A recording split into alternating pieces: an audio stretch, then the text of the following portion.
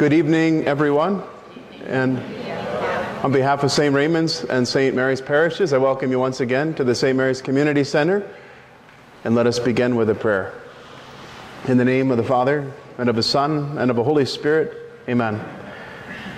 Father, we ask your blessings on us this evening as we reflect upon the importance of the church and the importance of the state and their relationship with each other. And we ask you to bless our great nation and bless your holy church and help us all to be conformed perfectly to your will. We ask this all through Christ our Lord. Amen. In the Father, and of the Son, and of the Holy Spirit. Amen. As in the past, this will be approximately a 1-hour presentation, and ask you to hold your questions until the end, at which time I'll stay around to answer questions. And of course, you can always go to our website and post questions, and I'll do my best to answer those in a timely manner. The relationship of church and state obviously is a question very much in our minds, all the more so since we will be all going to the polling booth in 13 days. But of course, if you're expecting me to get all political in this talk, then you're misinformed. But there will be plenty to think about here. And those of you who were here last week know that I left some real lingering questions, and maybe that's why you came back. Those of you who weren't here last week, well, sorry that there'll be some background you're missing. You can always go to the website and watch or listen to that talk. But what we were looking at last week, as you recall, we did talk about this Health and Human Services mandate that requires health plans to pay for sterilizations and contraceptives, including emergency contraception that in some cases causes early abortions. And we will come back to this issue today, trying to see, it seems to a lot of people that, yeah, this does seem to be a violation of religious freedom to force even religious institutions like Catholic Charities to pay for these services against their conscience. But why would we say that's a violation of freedom of conscience, freedom of religion? But in other cases, this being a very obvious one, on September 11th, if the government had had a chance, most of us would say, yeah, of course they should have intervened and tried to stop this, even if it were a matter of religion and conscience for those individuals.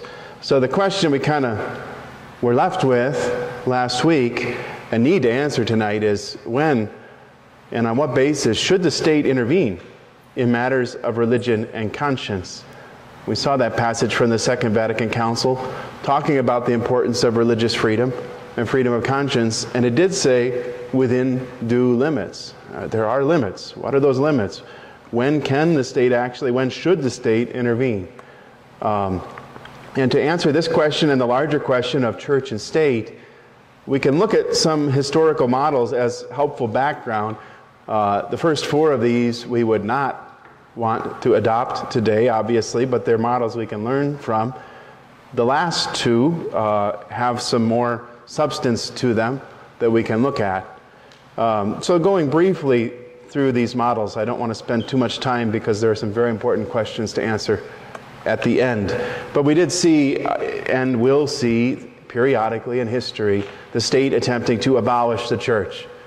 The Emperor Nero, famous for saying, Christiani non sint, let there be no Christians. And particularly the emperors Decius in around the year 250, and then of course Diocletian in the early 300s, really trying to exterminate the church. And various times in history there have been regimes that have tried to do the same. There will be again. That's how history repeats itself. There are periods, briefly, where sometimes the church kind of runs everything.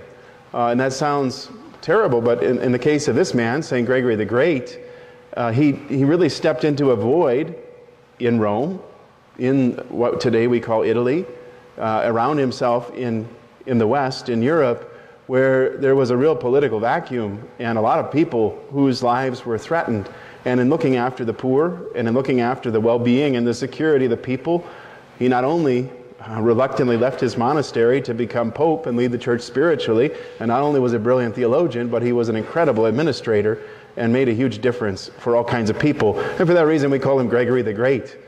Even John Calvin praised him as a great pope. He called him the last good pope But this is not the norm. It was kind of a unique situation where he stepped in, he did what was the right thing to do, but most of us, I think, don't want to see the church running everything. There are other periods where the state dictates to the church. This is often an accusation against the Byzantine Empire, that those Christian emperors, here's a mosaic of Justinian, a photo I took when I was in Ravenna a couple of years ago, and he and others, on and off, they've been accused over the centuries that the church in Constantinople, the bishop in Constantinople, was really a puppet of the emperors. It's often called Caesaro-papism, and that basically a department of state. Like, you got the Secretary of Defense, you got the Secretary of State, you've got the Secretary of the Church, the bishop, all under the umbrella of the emperor, and that definitely doesn't have sufficient religious freedom to stand up for certain things that need to be stood up for. So in the East, a lot of times, it's the monks who stand up against injustices, or other bishops. But anyway, that model, though, has not gone away. Of course, more recently, King Henry VIII in England, declaring himself to be the supreme head of the church in England. And this bishop, John Fisher, being beheaded because he refused to sign the Act of Supremacy acknowledging Henry as supreme head of the church. All of the other bishops signed it. People complain sometimes about our bishops today, but by golly, compared to the bishops in that day, we're doing quite well. And it's a little piece of irony that to this day, Queen Elizabeth is the head of the church in England, officially, more of a figurehead now. And the title Defender of the Faith is still held by her and by all the monarchs in England. It's on the money. The initials are on the coin. If you go to England and you look at their coins, Defender of the Faith, ironically a title given by the Pope to Henry VIII before he broke off, because he defended the seven sacraments against Martin Luther. A title Defender of the Faith and Supreme Head of the Church, a title that was given to himself, both still used officially in England, which some people find a little bit dated now. But even more recently, of course, in China, you have the Patriotic Church, where the government is dictating who the bishops are going to be and on what terms the church can operate. There's also an underground church that tries to operate in freedom and in full communion with Rome. There's a lot of complicated details there that I won't get into. But just to help you see, this model repeats itself often and obviously doesn't work well. The reverse, though, has happened.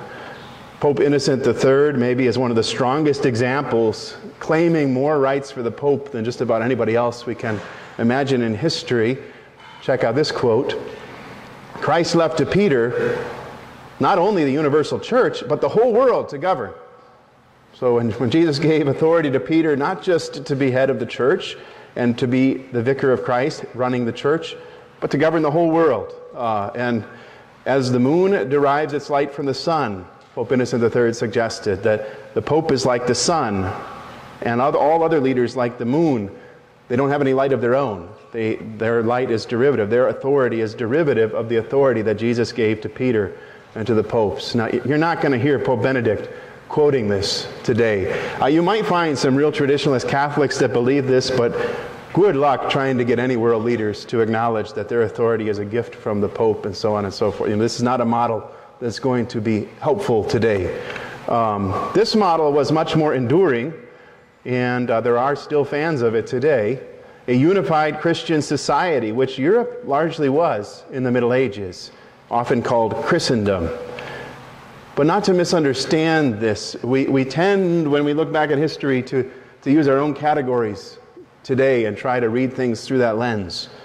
This English Catholic author, Christopher Dawson, a great scholar of culture and history, as he says, to the medieval mind, the distinction was not between church and state as two perfect and independent societies, but rather between two different authorities and hierarchies which respectively administered the spiritual and the temporal affairs of this one society. So you had one Christendom, one Christian society, the temporal matters being looked after by the civil leaders, the spiritual matters being looked after by the spiritual leaders, and a lot of tensions in that process, various controversies that we read about in history of that period. And there was that struggle, of course, between the Pope and the Emperor, who's the head of Christendom. As Dawson explains it, this struggle between the papacy and the empire was not a struggle between the church and the secular state as we know today. Again, you can't read this through our categories. It was a conflict between two parallel forms of the same ideal, between the ideal of a theocratic empire and that of a theocratic church, each of which was inspired by the same vision of an all-embracing Christian society, the city of God on earth. This is very much how these Christian emperors saw themselves. Even those who were at odds sometimes with the Pope, they saw themselves as the appropriate head of this perfect Christian society. And ultimately the popes won out in that struggle. But more recently, of course, we have the separation of church and state, a rather new idea that emerged in the last few hundred years. The French version of this is typically called laïcité. And in the last 100 years, this has been a very strong idea in France of a total separation between church and state. Religion belongs purely in private, is the idea, drawing from modern philosophers like Rousseau, whom we looked at last week, like Spinoza, that religion is purely a private matter. Those of you who heard my talk on Saturday know what I think about that. But it's obviously not purely a private matter. It can't purely be a private matter. And that has begun to be questioned. The former president of France, Nicolas Sarkozy, when Pope Benedict visited in 2008, Nicolas Sarkozy said, we need to form a positive laïcité today, a positive secularism. We need to have a secular state in a positive way that embraces religion. He says to ignore religion would be madness. A state that ignores religion would be madness, he said. And many applauded. There were many other French that really didn't like this idea. And as the ebb and flow of politics is going today, many of you may know, France now has elected President Hollande, who is a member of the Socialist Party. The regime in France is now socialist, and he's trying to push for the good old laïcité and a total separation of church and state that leaves no room for religion in public whatsoever. And the church is very concerned there. But our religious freedom, as you know, has always been different, unique. And this I've appreciated even more, living for 4 years over in Europe, realizing just how special our religious freedom is here in the United States. Our First Amendment, it has basically two components as you read it. Congress shall make no law respecting an establishment of religion or prohibiting the free exercise thereof. So, non-establishment. There is not to be an official religion of the United States of America. Our government is not to endorse one religion to the detriment of any other. That doesn't mean, as some popularly say, that doesn't mean freedom from religion. It means freedom of religion. It means we don't establish one religion and say this is the official religion more so than any other religion. That's forbidden by our First Amendment. Secondly, free exercise of religion. And it's very clear from the rest of the First Amendment that that free exercise includes free speech, public assembly, not merely private. This is why so many flocked to our lands, after all, isn't it? For freedom of religion, because of a state-run church in England, and not wanting that model, wanting greater freedom of religion, and it's written right there in our First Amendment. So basically, I'm going to suggest that there are two viable approaches today to the relationship of church and state. I believe both of these, at least you can make a strong case they can work. And the first one is a secular state, as we have, of course, here in the United States. Church and state, each staying out of each other's way, each allowing the other to do their part without meddling in the other. Not the church dictating to the state, not the state dictating to the church, each having their own freedom. Another model, going back to that medieval model and trying to make it relevant today, there are many Christians who believe we should try to have an officially Judeo-Christian state. In fact, there have been some. I mean, for example, for years, Malta, that island in the Mediterranean, was a country that was 98, 99% Catholic, officially a Catholic country, but freedom of religion, freedom of conscience. Ireland for many years was the same way. They were officially Catholic. They were not secular. Now they're both members of the EU, so it's different. But when they were their own nations, they were Catholic countries that respected freedom of religion, freedom of conscience. That is a possible concept that we forget about. Now, it's a lot easier, I think, when your country is almost 100% the same religion as opposed to when you're so diverse as us. But these are two models, both worth considering, in favor of the secular model, not necessarily who you might expect. But in fact, one of the biggest fans of a secular state is Pope Benedict XVI. He has spoken very clearly in this regard. And not as official church teaching, not saying this is what Christians must believe, but as the Pope visiting, especially his visit to France, Nicolas Sarkozy, as I said, talked about a positive kind of secularism, and the Pope welcomed that phrase of the President of France, and here was his response. I am firmly convinced that a new reflection on the true meaning and importance of a secular state, the word there is laicite that he used, is now necessary. In fact, it is fundamental, on the one hand, to insist on the distinction between the political realm and that of religion in order to preserve both the religious freedom of citizens and the responsibility of the state towards them, and on the other hand, to become more aware of the irreplaceable role of religion for the formation of consciences and the contribution which it can bring to, among other things, the creation of a basic ethical consensus in society. Well, it sounds a lot better in French. It's kind of a clumsy translation. But in other words, what he's saying is it's very valuable to let the state do what the state is supposed to do and have full religious freedom for a diversity of groups, but also to allow religion to play its role, a positive public role in forming consciences. We saw last week how important it is for our consciences to be formed according to the truth.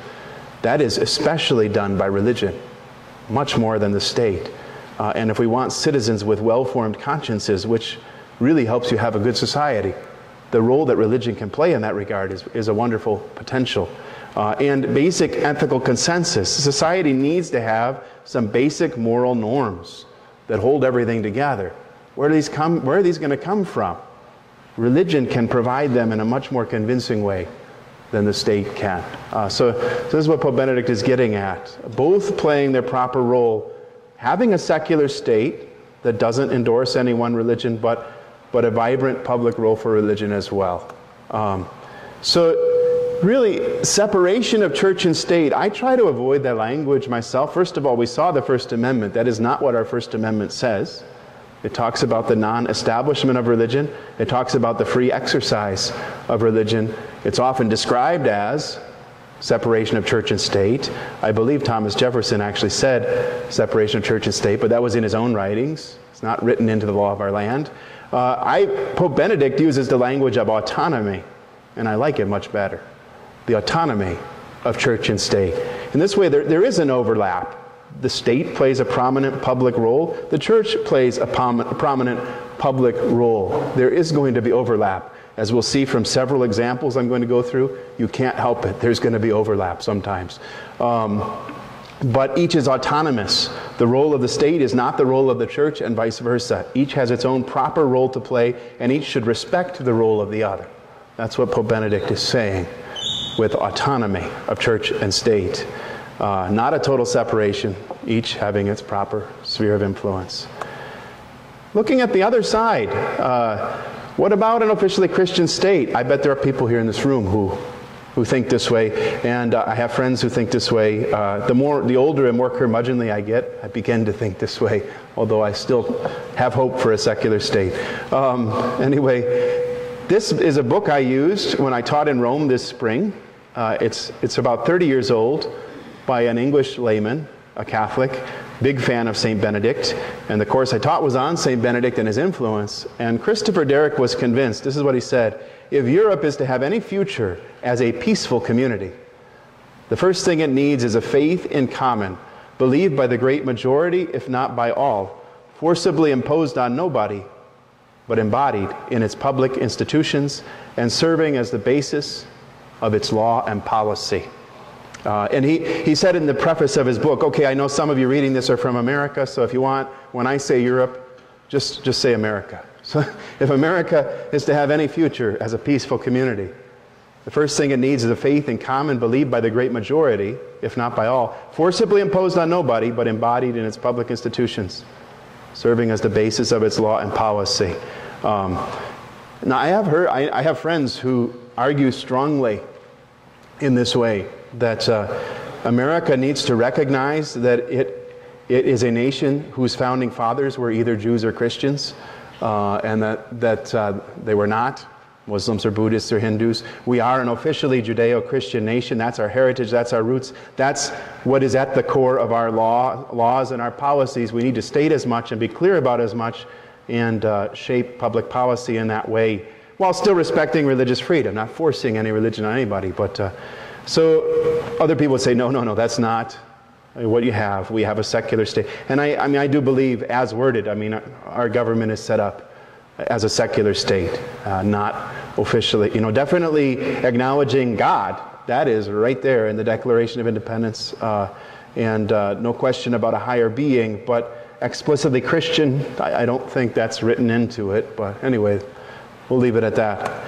But the question for us to ponder, to keep in the back of our minds as I go through multiple examples, which alternative is going to be the best hope looking ahead to the next several decades, hoping for peace and stability, even though, as we all know, there's a lot of problems and a lot of scary things right now. Is a secular state what will serve us best? Is a Judeo-Christian state going to serve us best? That's just a question to keep in the background. Pope Benedict has said he thinks a secular state. That's how he's weighed in on this issue. I know other people who think the other way. And that question we already threw out there. When and on what basis should the state intervene in matters of religion and conscience? I'm going to take you through 10 examples that ask, should the state intervene here? And hopefully this will help illustrate the strengths and weaknesses of both of the models that I just proposed for you, as well as trying to get to the principles that we have to identify in order to answer this question. What principles do you appeal to in order to say, here the state should intervene, here the state should stay out? We saw this document last week. This is important background for all of these examples, that no one should be forced to act in a manner contrary to his beliefs, whether privately or publicly. The bishops of Vatican II were very clear that religion is not merely private, it is public, and religious freedom must respect not only what one believes and does in private, but also what one believes and does in public. But there are due limits. What are they? Hopefully our examples will help identify those. Secondly, of course, the Bill of Rights, the First Amendment, and the non-establishment of religion and the free exercise of religion. So let's take a look at Jebediah and Ruth here. They're an Amish couple, not too far from here. I just made this up. But these cases, by the way, I first used several of these about 5 years ago when I was teaching high school in Stevens Point. I was teaching seniors a church history class, and we went over models of church and state, and we had some great debates over some of these case studies. Then I brought them back out, and I got some new ones while I was in Rome this last semester, teaching some college students over there. Again, some wonderful discussions. So I'm just going to kind of take you over some of the sides that were taken in those discussions. Here, in the case of forced vaccinations, if they're convinced that it violates their conscience, can the government force them to? I had a handful of students that said that vaccinations are so important the government should be able to force people, even if their conscience says, I must not do this. But most people said, leave them alone. I mean, they're harmless, they're living off by themselves. If they're convinced it's right, let them do what they're convinced is right, freedom of religion. But then, just to make things a little more complicated, supposing that now there's an epidemic, and in the professional opinion of doctors, we must vaccinate everybody or 1/4 of us will die in 3 months. Now, I don't have that much medical expertise. Some people might say that's not even possible. If not, well, humor me. But supposing there are some religious groups that still refuse to allow their members to be vaccinated, can the government then step in and force them? It's a little more complicated. I still had people that said, well, you know, they're Amish, they're living off all by themselves, they're secluded, maybe you can quarantine them, and if they want to have problems on their own, let them have problems on their own, but don't force them to violate their conscience. Others say, no, there comes a point where for the good of the whole, you have to step in. I think this case starts to illustrate, you know, we can keep pushing it further and further until it reaches a point where we realize, yeah, you know what, there is going to come a point where the state's going to have to step in for the sake of saving lives. Shifting gears a little bit to Muslim schools. This is one I made up, but based on a lot of real cases. Due to large numbers of Saudi immigrants in the D.C. area, Ahmed Abdul Masat has started a Sunni Muslim academy in the Virginia suburbs. They wear traditional Saudi dress, teach classes in Arabic, form the children, in other words, teach all their classes in Arabic, I should qualify, form the children in Saudi culture, and pass on Sunni beliefs. Local citizens are outraged and demand the school to be closed. But Masat points out they're exceeding all the national standards, and they recite the Pledge of Allegiance and teach loyal U.S. citizenship better than the local public schools. So, who's correct? Most of my students quickly came to the defense of the Muslim school and their right to educate their own children as they see fit. There were some, though, who were deeply concerned about certain Sunni beliefs, particularly the role of women, the role of Sharia law, and whether they are teaching these children to impose Sharia law, issues of whether it's good for America to have one common language that all citizens are able to speak. There's issues that come up here, but generally speaking, most of us agreed, you know, they have pretty good leeway of religious freedom. You know, we can run our Catholic schools and educate children according to Catholic beliefs, and we want our rights to be defended to do so, so we'll stand up for theirs, that they can form theirs within due limits. If what they start to teach begins to be a threat to peace and stability in our country, and evidently so, not just, you know, people speculating because this is something new and scary, but actually having proof that there are subversive ideas that threaten the common good, well then maybe we can talk about stepping in. This one got real active discussion every time. I don't know if you've ever heard the call to prayer. I experienced it for my first time about 4 years ago when I went to the Holy Land. You know, 5 times a day. Allahu Akbar! And calling through loudspeakers, usually broadcasting, calling everyone to prayer. So this case here in Dearborn, Michigan, this mosque begins doing the call to prayer from their loudspeakers in their minaret 5 times a day as prescribed in the Quran, which includes one in the middle of the night. One of those 5 times that Muslims are called to pray is the middle of the night. The neighbors don't like this at all, deeply disturbed. They want to outlaw this. Sorry, I misspelled ordinance there.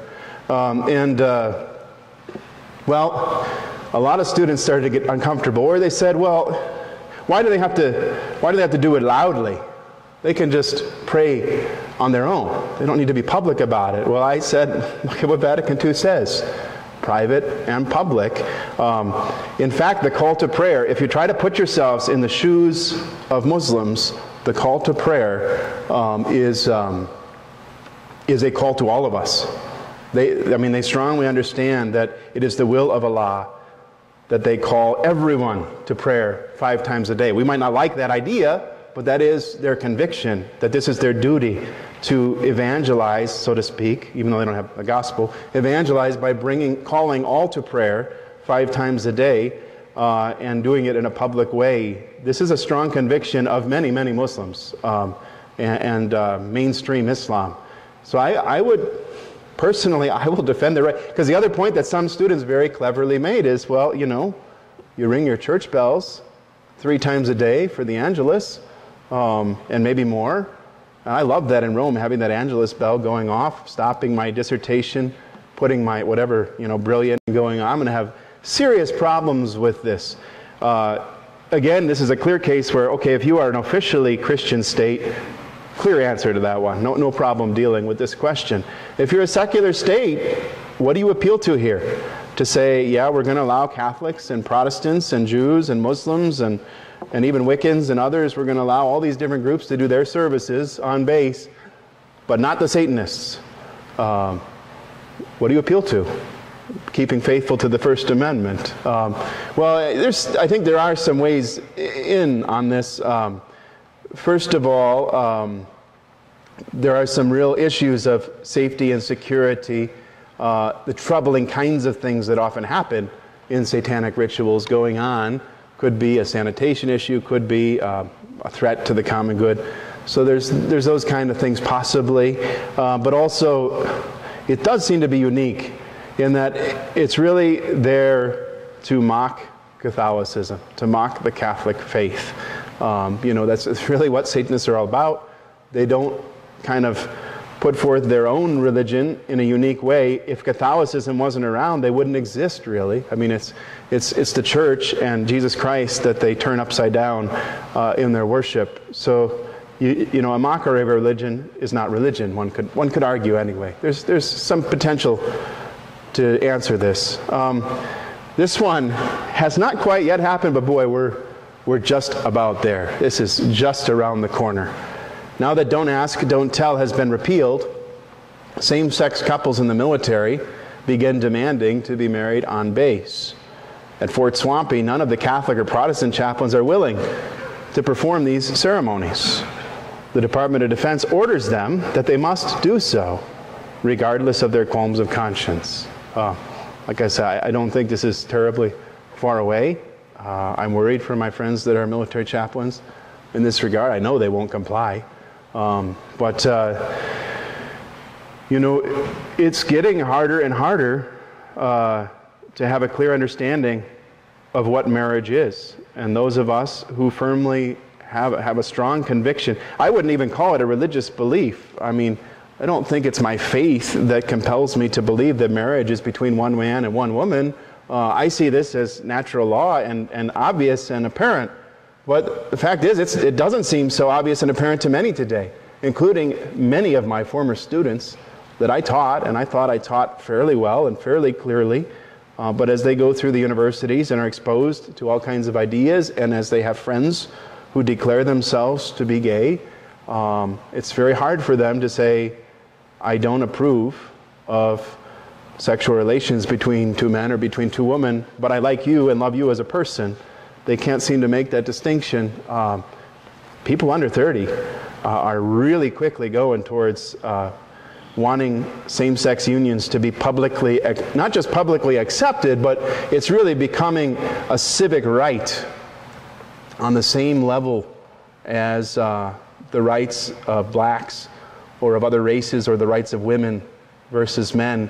That if you oppose the rights of two men or two women to marry each other and be recognized as such, you're a bigot. And it's moving that direction. Again, in a Catholic state, easy to answer. In a secular state, you got to find how you can give these answers without having to appeal to religion. For years, federal prisons have had libraries with all kinds of books available for inmates to check out, including religious books. In recent years, jihadist Muslim clerics have pushed for converts in the prison system and have planted inflammatory tracts that have caused great concern. In response, the Federal Bureau of Prisons has ordered a purging of all federal prisons. Only books on the approved list are allowed, and many religious books have been quietly removed. A few outraged chaplains have been protesting this order. They point out that they have had certain Christian and Jewish books in their libraries for years without remotely being a threat. What should be done? This was based on a news case. I got this one about 6 years ago, I believe. And I think it's pretty obvious to most Americans that religion in this area in particular can play a very, positive role. The hope, anyway, with our prisons is that we help these inmates to reform and live good lives. And for that very reason, they welcome in chaplains with open arms to exert a positive influence on the inmates, to help them turn from evil and do good, to help form their consciences, to help them build up ethical standards among them. All this is welcome, and Christian and Jewish literature has helped with this over the years, quite different from the other kind of religious literature, whatever group might be putting it forward, that is encouraging you to go out and kill people. And I think distinctions can be made there. Is this promoting the good of the whole society, or is this threatening it? We need not throw out the baby with the bathwater, so to speak. How about this case? A new group of Latter-day Saints in Utah wants to return to an earlier practice of polygamy and demands legal recognition of all these unions, at least in the cases where all the wives concerned are willing to sign the legal contract. They emphasize that they understand their polygamy as a matter of religious duty, should legal status be granted. So they're saying we must do this or we'll be sinning. Should the state step in and force them? Well, I think most of us would say, well, yeah, they can't allow this. And even most of my students, some of whom at the university level, at least initially, were very supportive of same-sex unions. I said, well, why do you think the state should step in here and not with 2 men or 2 women? I mean, if we are able to redefine marriage to be whatever we want it to be, and if all the parties concerned agree that this is what we want our marriage to be, we love each other, we've created this union for ourselves, recognize us, why recognize the one and not the other? I mean, I kind of use this case to prod their minds a little bit and make them think. Anyway, we'll come back to that in a moment. Final case here. This was way back when I was teaching high school, just at the state level. Now it's become much bigger, as we all know. Jane is a Catholic pharmacist. She has just finished reading John Paul II's Theology of the Body and has decided that she cannot, in good conscience, distribute contraceptives, especially those that cause early abortions. Meanwhile, the state of New Jersey passes a law requiring all pharmacies to provide so-called emergency contraception. Jane refuses and faces prosecution.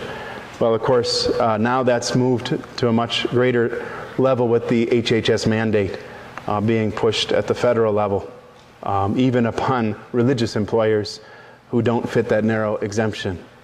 So these are cases that caused us to think, hopefully not too painful, but we try to identify some indispensable principles. Obviously, the one we've already talked about, religious freedom, freedom of conscience, very important principle, both of which are rooted in the dignity of each human person. And the state needs to respect the dignity of each human person. And again and again and again, the church has called for this. Yes, because the gospel commands us to respect the dignity of each human person, but we don't have to be Christians to believe this. I think deep down, most human beings know that we all have an inalienable dignity that shouldn't be taken away, shouldn't be violated. So in most cases, religious freedom and freedom of conscience should be honored. But we saw in some of these cases, sometimes the state has to step in. My students, those university students in particular, many of them came into the class just diehard proponents, separation of church and state, nothing to do with each other. The religion should stay out of public, and the state shouldn't ever meddle in religion. Well, started to realize, no, in some cases, the state does have to step in. When? Well, the common good, I think, comes up repeatedly. When the common good is threatened, the state needs to step in. If it's sufficiently threatened, we all agree, I think, now the state has to step in. September 11th, again, would have been a prime case of that if it could have been stopped. The truth is another one I would suggest.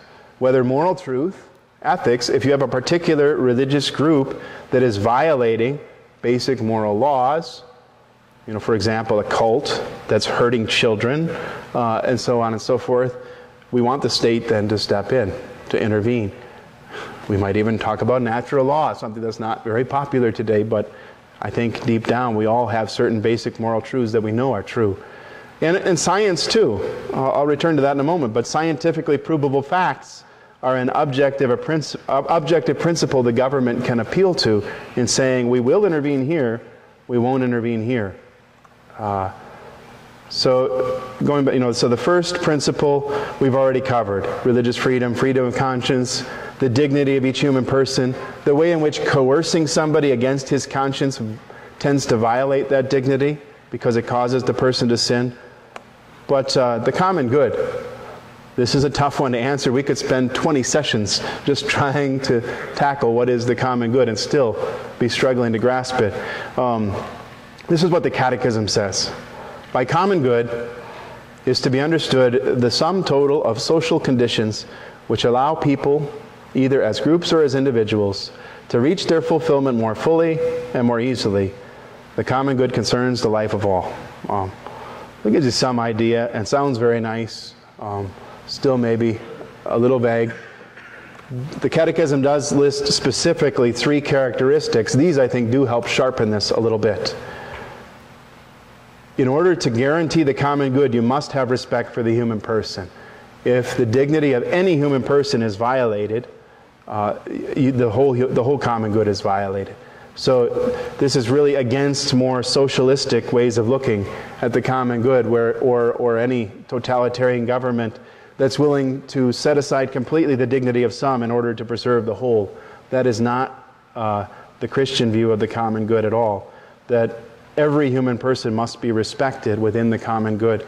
But the other side, too, the whole community must grow and develop. If the growth and development of the whole is threatened, the common good is threatened. Similarly, stable, just, and peaceful social order. If that becomes threatened, the common good is threatened. This gives us some sense of when is the common good threatened to the point that the state needs to step in. If one of these 3 is seriously threatened, the state needs to step in, even if religious freedom is there. Hopefully that makes enough sense. Like I said, we could go so much more in depth, but this is just painting one broad brushstroke. Just a point here, again, I told you to keep those 2 models in the back of your mind. In an officially Judeo-Christian state, it's much easier, isn't it, to define the common good. Today, in secular America, if you ask 500 Americans, what is the common good? You're going to get 500 different answers.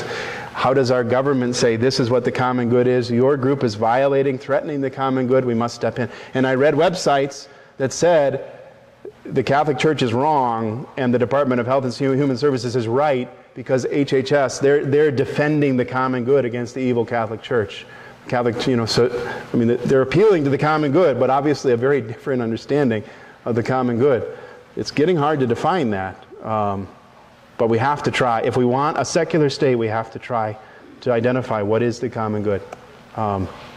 Similarly, natural law. It's very important, especially in a secular state, to have some sense of natural law. From our Christian point of view, natural law is actually given to us by God. It's written on our hearts by God. As St. Paul says in Romans, ever since the creation of the world, God's invisible attributes of eternal power and divinity have been able to be understood and perceived in what He has made. As a result, they have no excuse. He's talking about the pagans who, unlike the Jews, did not have divine revelation to help them out, to help them know the truth. All they had was their own natural knowledge. And even so, St. Paul says, they have no excuse. They should have known. And he's talking specifically about males having sex with males and females with females. He explicitly lists that in Romans as something that should be known without God having to reveal it. So read that chapter of the Bible a few times. Anyway, but looking at this from a more secular view, basic moral truths that are knowable to all.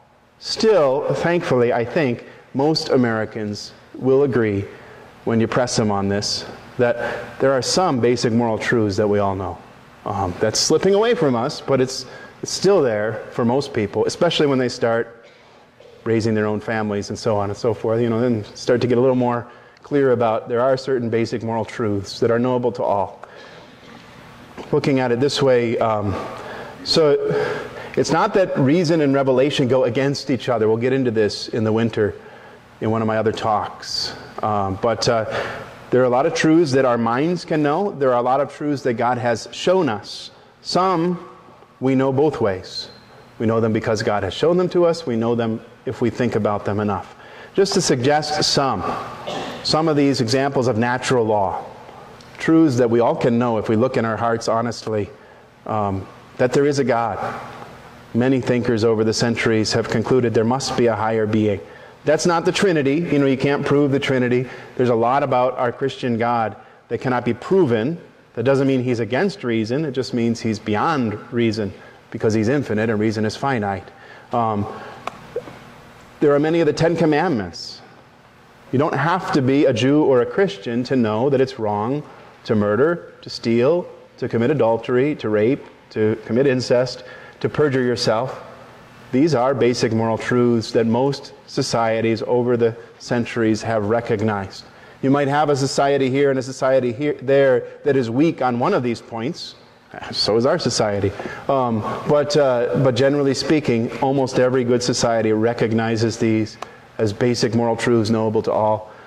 Similarly, the dignity of each human person.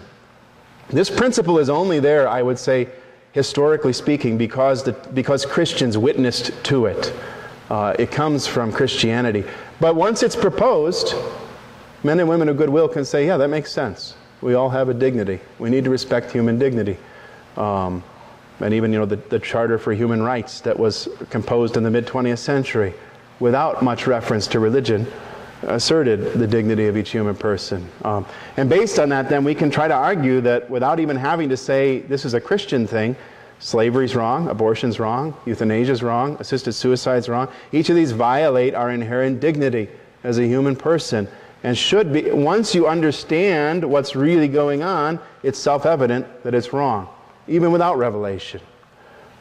Similarly, we'll get into this in the spring, the theology of the body, the nuptial meaning of the body, love and sexuality as free, total, faithful, and fruitful. But John Paul II, a lot of his ideas that he proposed there, based on Scripture, are self-evident when you really get to look at them. They're appealing to people. And we can appeal to marriage as an important public institution between one man and one woman that does not primarily exist for the fulfillment of the man or the woman. It's not about their self-fulfillment. It's not about what they want to create for themselves. It's about family. That's what marriage has always been there for historically, without reference to religion. Family is the basic building block of society. If family life is strong, society is strong. If family life is weak, society crumbles. We all know that. And family life is only strong if marriages are strong. They're all linked together. This can be seen. I forgot to bring that pamphlet in, but there's a pamphlet I have that has dozens of reasons why marriage between a man and a woman is preferable to same-sex unions without appealing to religion. It can be done, but it's more difficult. So going back then to that mandate that is so timely, is it an egregious violation of religious freedom? Well, if you were at my talk on Saturday, you know what I think about that. But or is it a legitimate intervention for the common good, as some say? Well, obviously it violates the First Amendment, which guarantees the free exercise of religion that's being stripped away from us by this mandate. And for that reason, I pretty firmly believe the Supreme Court is going to strike it down. And I base that on last January, a 9-0 decision. You know, our present Supreme Court doesn't frequently rule 9-0 unless they're dealing with more obscure, unimportant cases, but when it's a real big case of religion and culture in the state, not often they're going to get a 9-0 decision, but they did. They refused to intervene in this case of a Lutheran church choosing to fire an employee and her suing them for discrimination because of her disability. I believe she had narcolepsy, if I remember right. But anyway, they said, we're not going there. Religious freedom, 9-0, leave that alone. My guess is they'll do the same with the mandate, but we'll find out in the months to come. But looking at the points we just established, what does the state appeal to? To the common good. to moral standards and to science, the mandate cannot appeal to the common good here. That is to say, the HHS cannot claim that the common good will be seriously threatened if these institutions refuse to pay for sterilizations and emergency contraception. How does this seriously threaten the common good of the United States of America? I mean, they use a lot of rhetoric like this threatens women's health. But seriously, does this threaten the common good in a way that we must violate people's consciences and coerce them to do what they're convinced is a sin? I just don't see that here. Furthermore, they cannot claim that the Catholic objections, or any other, because we're not the only group by any means here that has conscientious objections to emergency contraception, and we'll see why, that this violates natural law or violates scientific facts. And here's where it's important to actually get into science and objective truth. And the questions emerge: when does pregnancy begin? And how does emergency contraception work? I said last week, the bishops probably wisely have chosen not to go here, not to get all public about contraception and emergency contraception and turn it into a debate about contraception, because they know the media would just crucify them over that and they would get nowhere. And I avoided that in my talk on Saturday for the same kinds of reasons. But here, you have to get into it. Ultimately, if you want to explain why is it wrong to intervene here and why is it necessary to intervene there, you have to get into the science of it. I don't see any other way. Here's a website. Actually, it became defunct because they must have stopped paying their bills. But there's this wonderful internet time machine, and you can go back and view what websites used to look like. But it was up just a few months ago. Obviously not one that likes me very much. Birth Control Watch, and it goes after any evil people that in any way oppose birth control. I'm just taking their words here. So they go into this pregnancy debate. And their claim is that scientists have long defined pregnancy as the moment of implantation. You have a fertilized egg. As soon as it implants in the lining of the woman's uterus, that's when pregnancy begins, they say. Which means, even though there's a living human being for many moments before that, they're saying pregnancy begins at the moment of implantation, which medical textbooks for many decades have defined now, as we'll see. They make an interesting argument here, that because that's when the nourishment starts, that's when the woman begins to have physiological and hormonal changes, and not before. So when does she become pregnant? She becomes pregnant when there's an implanted fertilized egg. Well, we'll come back to that. But this point, they said it for me. That's why I put this up here at the bottom. How do contraceptives work? Contraceptive literature says all methods of prevent pregnancy in one of three ways: inhibiting ovulation, inhibiting sperm transport, so stopping fertilization from happening by making it difficult for the sperm to swim, and thinning the lining of the womb so that the eggs don't implant, which, in other words, causes a newly fertilized human being to die. They put it right here. So this whole question of when does pregnancy begin? Does it begin at the moment of implanting in the womb, or does it begin at fertilization, which I think most of us, we think, yeah, well, conception, fertilization, they're the same thing. But I would suggest this is actually a red herring. This argument, you know what a red herring is in logic, where it's a misleading argument, just like they used to use red herrings to mislead dogs on the chase. Because what really matters is, when does human life begin? That's the real question. When does human life begin? And moving back, if I take my life right now, I'm 36 years old, and I go back one moment at a time, when did I begin to exist as a human being? Well, not when I was implanted in my mother's womb. When I was fertilized. That's when I began. There's one objection here, and that is the case of identical twins. I've heard this argument made. I walked into this conference of the American Catholic Philosophical Association once, and I was all excited to go to this conference, and the first words I heard were, influx of semen. And I thought, I think I came into the wrong conference here. But this was a Catholic philosopher from England who was going back to Thomas Aquinas' medieval biology. He was arguing against abortion very effectively and why public policy should protect the unborn, but he was arguing in favor of the morning after pill and embryonic stem cell research. And his argument was, for the first 8 days after fertilization, it's still possible for this newly conceived embryo, or whatever you want to call it, to split and become two human beings, twins, identical twins. So he said, before that point, you only have a potential human life. Then you have an actual human life. He said, well, that's absurd. That's ridiculous. First of all, I mean, I was not an identical twin.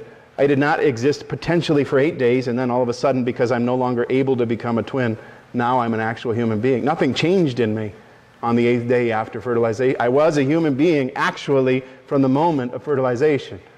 Plain and simple. And if my mother would have killed me, I would have been dead, and I would not be here. Plain and simple. So we have to think very clearly about these things. Even in the case of identical twins, let's suppose, let's suppose that Bert here suddenly split and became two Berts. Now, we'd have a very hard time explaining what happened. What the heck just happened? But what we definitely would not say is that he was just a potential human being up until that point, and now we have two actual human beings.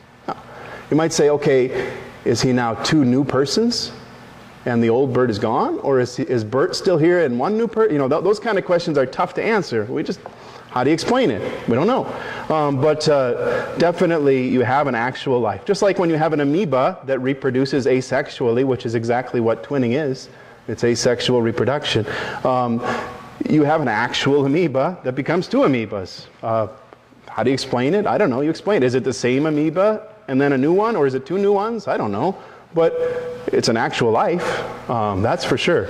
So anyway, we already went through this, I think. But just to be clear, even with the birth control pill itself, a lot of people don't understand this.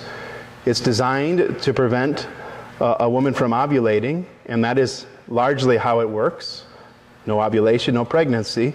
But sometimes she ovulates anyway, so the pill is also designed to change the mucus to prevent fertilization from happening, to make it difficult to happen. But that might still happen. The final phase is to prevent, if there is a fertilization, if there is what I would call a conception, to prevent that new human being from implanting in the wall of the mother's uterus. In other words, to cause death. Now, we don't have any way of knowing how often this happens. We don't have a camera in the womb to see if fertilization has or has not occurred, but it's already troubling in conscience. But more so with the emergency contraception, which takes the same hormones in a more intense dosage. And one possibility is it simply doesn't work because there was no chance of a pregnancy in the first place. So someone takes emergency contraception, doesn't do anything as far as that goes. It's possible that it works by preventing fertilization, because that can happen even 2 to 3 days. I can't remember the exact amount of time. I believe it's 72 hours after intercourse, because sperm can live for several days. So that's still possible, especially if the woman takes it quickly. But the longer it takes, more and more likely that if the emergency contraception works, it works by killing a newly fertilized human being, by preventing implantation. This is why we have huge qualms of conscience about this, deeply rooted in the science, not because of our religious beliefs, because the science convinces us. Furthermore, the Hippocratic Oath, which doctors used to take, promising not to harm anyone, never do harm. That's like rule number 1 of medicine. Never do harm to anyone. This is harming a human person. Not giving a pessary to cause an abortion. That line was taken out of the oath. Then now they just usually don't even take it anymore. Because many cases now, doctors are and this is the thing too with sterilization. Taking a body, in many cases, that is working exactly the way it's supposed to be working, and mutilating that, harming that. So anyway, So the conclusion here, the mandate forces many of these institutions to violate, or will force them, if it stays in effect and goes fully into effect August 1st, to violate their conscience. It's clearly against the First Amendment.